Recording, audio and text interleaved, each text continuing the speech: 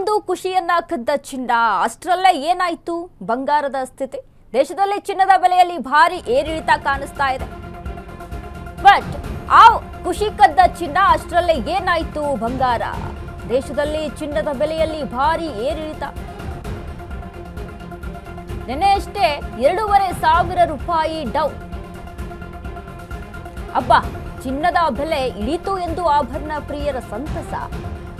ಆದ್ರೆ ಈ ಸಂತಸ 24 ಗಂಟೆಯೂ ಉಳಿಸಲಿಲ್ಲ ಚಿನ್ನ. ಅದಾಗಲೇ ಇಂದು ಚಿನ್ನದ ಬೆಲೆಯಲ್ಲಿ ದಿಢೀರ್ ಹೆಚ್ಚಳ ಆಗಿದೆ. ಇಂದು ಮತ್ತೆ 1,54,000 ರೂಪಾಯಿ 10 ಗ್ರಾಂ ಶುದ್ಧ ಚಿನ್ನ, ಮತ್ತೆ 2.5 ಲಕ್ಷ ದಾಟಿದ ಕೆಜಿ ಬೆಳ್ಳಿ ಬೆಲೆ. ಬೆಳ್ಳಿ ಬೆಲೆಯಲ್ಲೂ ಮತ್ತೆ ಏರಿಕೆ.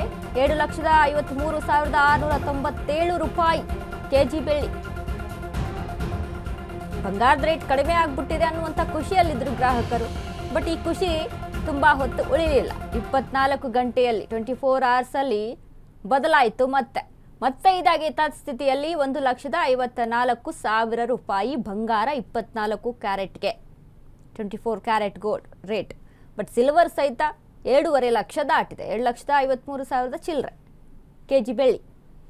ಸೊ ಇಷ್ಟರ ಮಟ್ಟಿಗೆ ಆಗ್ತಾ ಇದೆ ಹಾವು ಏನಿ ಆಟ. ಏರಿಳಿತಗಳು ನಡೀತಾನೆ ಇದೆ. ಖುಷಿಯಾಗಿದ್ರು ಕಡಿಮೆ ಆಗ್ಬಿಟ್ಟಿದೆ. ಅಪ್ಪ ಏನೋ ಒಂದು 2.5 ಅಷ್ಟಾದರೂ ಕಮ್ಮಿ ಆಗ್ಬಿಟ್ರೆ ಹೋಗಿ ತೆಗೆದುಕೊಳ್ಬೋದಲ್ಲ, ಇನ್ನೂ ಸ್ವಲ್ಪ ಉಳಿಯುತ್ತೆ ಹಣ ಅನ್ನುವಂಥ ಒಂದು ಚಿಂತನೆ. ಬಟ್ ಇಲ್ಲಿ ಏನಾಯಿತು, ದಿಢೀರಂತ ಮತ್ತೆ ಏರಿಕೆ. ಹಾವು ಏನಿಯ ಆಟ.